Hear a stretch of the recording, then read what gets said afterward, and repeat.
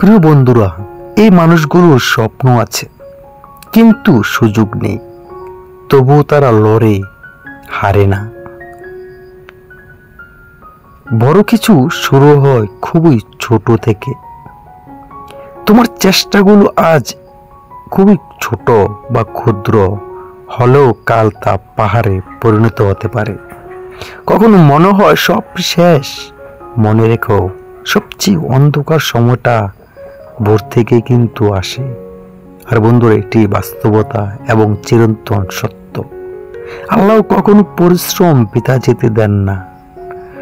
আশা করো, কারণ অন্ধকারের পরেই কিন্তু আলো আসে। তুমি পারবে, শুধু নিজেকে বিশ্বাস করতে শিখো। জগতে সবচেয়ে শক্তিশালী অস্ত্র আমি পারি, এই বিশ্বাসটুকুই বন্ধুরা। যারা আজ তোমায় নিয়ে হাসে, কাল তারা তোমার জন্য হাততালি দিবে। তোমার গল্প একদিন অনুপ্রেরণা হবে, শুধু তোমার নিজের জন্যই না, অন্যের জন্য। জীবন একটি, এটাকে অর্থবহ করে তোলো।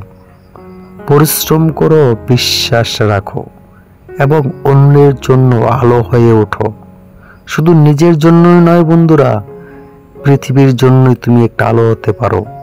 সবসময় ইতিবাচক মনোভাব রাখো, নেতিবাচক চিন্তা থেকে এতটাই দূরে থাকো যা কখনোই মনে আনা যাবে না।